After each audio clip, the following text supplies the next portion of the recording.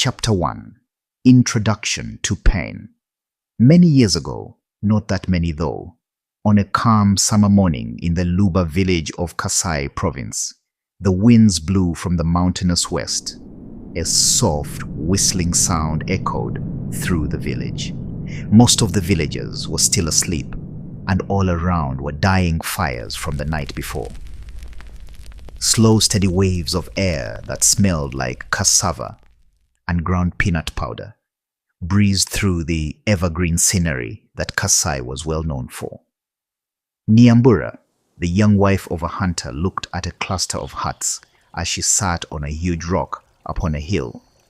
Wise ones say that many generations ago, a mighty warrior by the name of Makasi defeated a very wicked tyrant who declared himself a god. That tyrant goes by the name Tata Mokenji.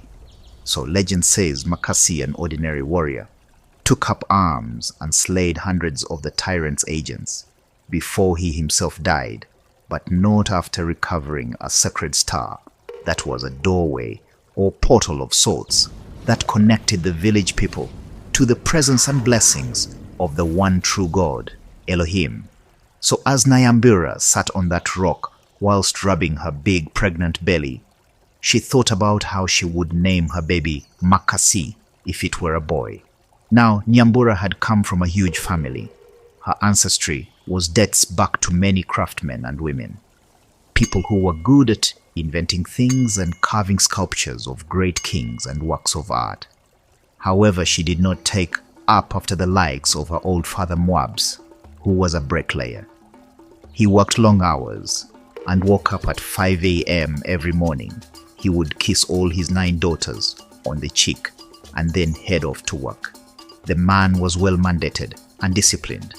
He loved his wife and 9 daughters very much, and they loved him too.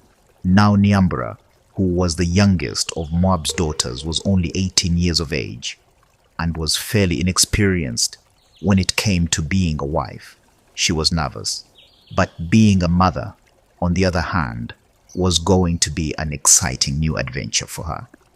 She was kind-hearted, beautiful, and happy all the time. Locals in the area called her Smiling Leoness because she was happy and yet a strong-willed woman as well. By this time, she was already 8.5 months pregnant, and her husband Pendo, the fierce warrior, was not with her.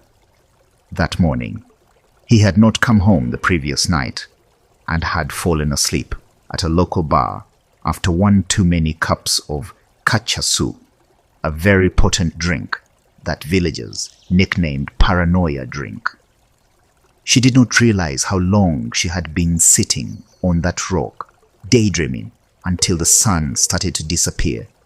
And then it dawned on her that she had forgotten to collect water at the river for dinner that evening. Meanwhile, at the bar, Pendo the hunter was about leaving the bar to head home for a bath and warm supper when his brother, Chinso, which translates to scare face, got in yet another fist fight over a woman. Pendo, the fierce warrior, did not hesitate to perforate the bloody fight scene and drop anyone opposing his brother. 6 minutes later, there was nothing but blood, broken glass, and scattered chairs. Pendo: Iwe, Chinso, are you all right? Chinso: I've never been better. Both men laughed. Pendo: At least you didn't get another scar this time. Chinso: Toka apa. These men were too weak. On the other side of town, Nyambura had found a river and collected the water she needed and was rushing back home. Nyambura: Oh my, best I get home early before Pendo gets back. On her way home, she decided to take a short route home. It was through a bushy patch the people called Kamatipa, which means slippery mud. It was a damp, wet area, good for fishing. As she made her way through the swamp, she slipped and fell down. The clay pot of water on her head shattered to pieces. Pieces of sharp clay had cut her legs. She bled from the shins of her legs. All the water was gone, but this was not the problem. Almost time. As Nyambura lay on the ground after such a fall, she realized that her water had broke, and the baby she carried in her body for 8.5 months could come out at any time. So she struggled to her feet and scurried home. Chapter 2. Dust to dust. On arriving home, Nyambura alerted her neighbors and told them to send a messenger to inform her husband that the baby could come at any moment. All alone and fearful that her baby may have not survived the fall, she sat through the various cramps and thought to herself, Nyambura, oh God, I'm in so much pain with no one here to help me. Where is Pendo? What if my baby dies? By now neighbors had gathered around. People were talking. She could hear what some of the women were saying. Some laughed at how her drunken husband was never present, and others, especially the elders, felt pity for this young girl.